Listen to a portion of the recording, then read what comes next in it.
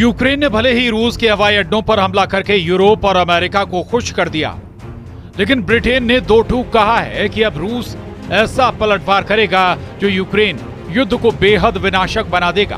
Britain ने तो America से सीधी मांग की है कि अमेरिका जल्द से जल्द ब्रिटेन को ऐसे लड़ाकू विमान दे जो एटमी हथियारों से हमला कर सके। यूक्रेन से खूनी बदला शुरू, जंग में उतरा ब्रिटेन का एटम बम और विनाशक हुआ यूक्रेन युद्ध। ब्रिटेन ने यूएस से मांगे परमाणु बम वर्षा। भले ही यूक्रेन ने रूस में घुसकर उसके 5 एयरबेस उड़ा दिए हों, लेकिन रूस ने साफ संकेत दे दिए हैं कि यूक्रेन ने अपनी औकात से कहीं ज्यादा बड़ा हमला रूसी एयरबेस पर किया है और अब यूक्रेन को उसकी कीमत चुकानी होगी।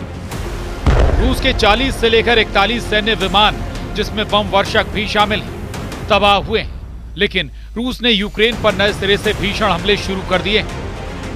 यूक्रेनी सेना ने खुद भी माना है कि यूक्रेन पर रूस ने बहुत बड़ा हमला, मिसाइल और ड्रोन हमला किया है, जिसकी वजह से भारी नुकसान हुआ है।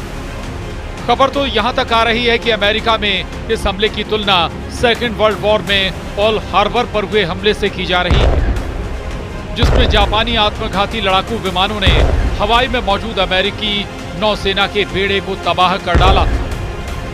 पिछले 18 घंटे से जेलेंस्की और ट्रंप रूस पर हुए हमले का जश्न मनाने में जुटे, लेकिन पुतिन के जबरदस्त पलटवार को देखते हुए ब्रिटेन के पीएम कीर स्टारमर ने अमेरिका से ऐसी मांग कर दी है जिससे साफ पता चलता है कि यूक्रेन युद्ध विनाशक दौर में पहुंच चुका है।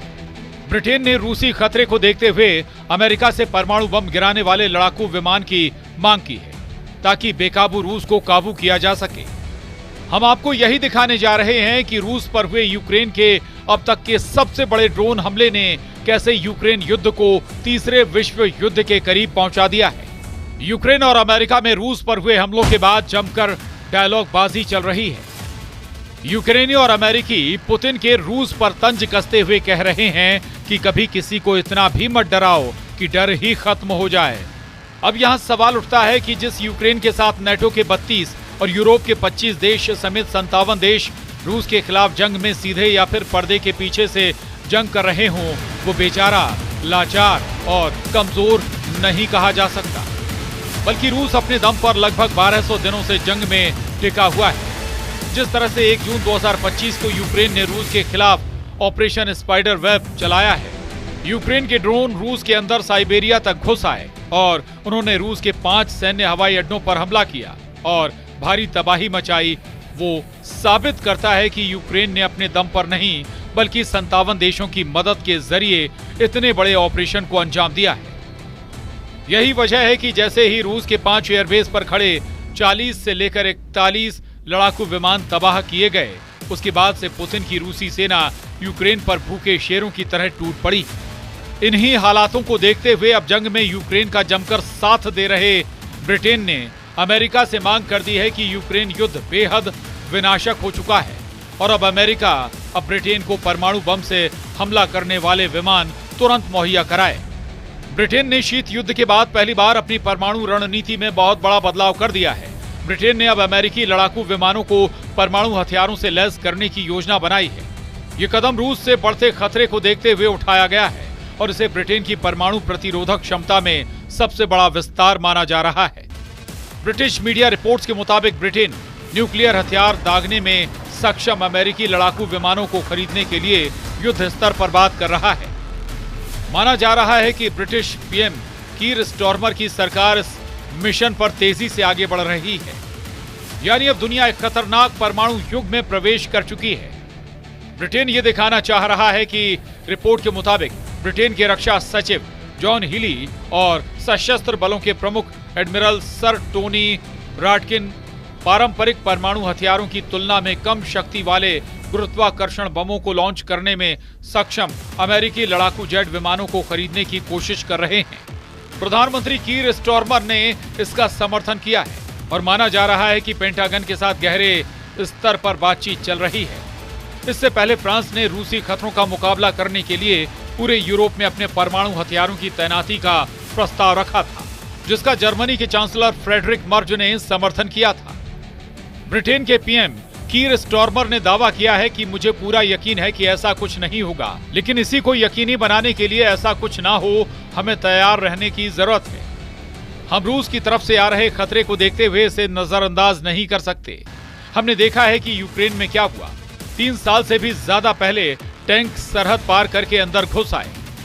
एक ऐसी घटना जिसको हम अपनी जिंदगी में कभी सोच भी नहीं सकते कि एक यूरोपीय देश पर हमला। रूस ने हाल के हफ्तों में दिखाया है कि वो शांति के बारे में गंभीर नहीं है और हमें तैयार रहना होगा। ब्रिटेन के पास फिलहाल लड़ाकू विमानों से परमाणु बम गिराने की क्षमता नहीं है। दुनिया में सिर्फ अमेरिका, चीन, रूस, भारत और फ्रांस के पास ही जल, नभ और थल से परमाणु हमला करने की क्षमता है। ब्रिटेन की परमाणु प्रतिरोधक क्षमता सिर्फ ट्राइडेंट सुसज्जित पनडुब्बियों पर आधारित है। इसीलिए ब्रिटिश रक्षा सचिव जॉन हीली और chief of defence staff admiral sir Tony Radakin के नेतृत्व में ब्रिटेन की सरकार अब 35 से lightning II stealth fighter jets को हासिल करने पर विचार कर रही है, जो कम शक्ति वाले B-61 गुरुत्वाकर्षण परमाणु बम ले जाने में सक्षम है। अगर दोनों देशों के बीच यह समझौता होता है तो फिर पनडुब्बियों के अलावा ब्रिटेन के पास लड़ाकू विमानों से भी परमाणु बमों को गिराने की क्षमता होगी। ब्रिटेन के वरिष्ठ सैन्य अधिकारियों ने चेतावनी दी है कि दुनिया एक तीसरे परमाणु युग में प्रवेश कर रही है, जहां रूस की आक्रामक नीतियां, चीन का बढ़ता परमाणु शस्त्रागार, ईरान और उत्तर कोरिया की अस्थिरता और साइबर हमलों की बढ़ती घटनाएं वैश्विक सुरक्षा के लिए गंभीर खतरे पैदा कर रही हैं, जिसकी वजह से हवाई आधारित परमाणु क्षमताओं का डेवलपमेंट ब्रिटेन को इन खतरों का सामना करने के लिए ज्यादा मजबूत और लचीला बनाएगा। टाइम्स की रिपोर्ट में कहा गया है कि F-35A lightning stealth fighter jet को खरीदने पर विचार चल रहा है, जिसे जर्मन लुफ्टवाफे ने हाल ही में ऑर्डर किया है। हालांकि दूसरे प्रकार के विमानों पर भी विचार किया जा रहा है। इन जेट की रेंज 1400 किलोमीटर है और ये B-61 थर्मोन्यूक्लियर ग्रेविटी बम ले जा सकते हैं, जो अमेरिका के 3708 परमाणु हथियारों के भंडार से हवाई ड्रॉप की जाने वाले प्राइमरी परमाणु बम है। इसके अलावा ब्रिटिश सरकार ने 7000 किलोमीटर लंबी दूरी के हथियारों के उत्पादन की योजना भी बनाई है। इधर रूस के 5 एयरबेस पर यूक्रेन के ड्रोन हमलों से बौखलाए रूस ने यूक्रेन के पूर्वी इलाके में खौफनाक हमले शुरू कर दिए हैं। ज़पोरिज़िया के कई इलाकों पर रूस ने भयानक मिसाइल और ड्रोन हमले किए हैं। हम आपको बता दें कि यूक्रेन के रूसी एयरबेस पर हमले से कुछ ही घंटे पहले रूस ने यूक्रेन पर सबसे बड़ा ड्रोन हमला किया था। यूक्रेन की वायुसेना के मुताबिक कि रूस ने एक साथ 472 ड्रोन यूक्रेन के ऊपर भेजे, जो कि अब तक की सबसे बड़ी संख्या है। इसके साथ ही रूस ने 7 मिसाइलें भी दागी।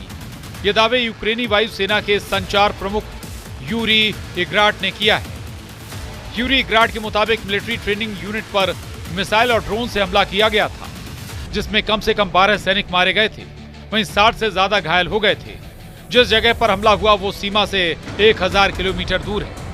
फिर भी रूस के ड्रोन वहां हमला करने में कामयाब रहे। यानी रूस और यूक्रेन दोनों ने ही अपने अपने हमलों से साबित कर दिया है कि अब लंबी दूरी तक एक दूसरे के यहां पर हमला करना संभव है, और इसी कामयाबी को फिलहाल राष्ट्रपति जेलेंस्की बेच रहे हैं। यूक्रेन के राष्ट्रपति वोलोदिमीर जेलेंस्की ने दावा किया है कि अमेरिका के साथ मिलकर यूरोप के पास रूस से बेहतर हथियार हैं। हमारे पास मजबूत सामरिक समाधान भी हैं। इसको हमारे ऑपरेशन स्पाइडर वेब ने साबित कर दिया है। रूस को यह महसूस करना चाहिए कि उसका कितना बड़ा नुकसान हुआ है। यही बात उसे कूटनीति की ओर ले जाएगी। युद्ध में जब रूस बड़ा नुकसान उठाता है तो ये सभी के लिए स्पष्ट है कि यूक्रेन ही वो है जो डटा हुआ है, न सिर्फ अपने लिए बल्कि पूरे यूरोप के लिए।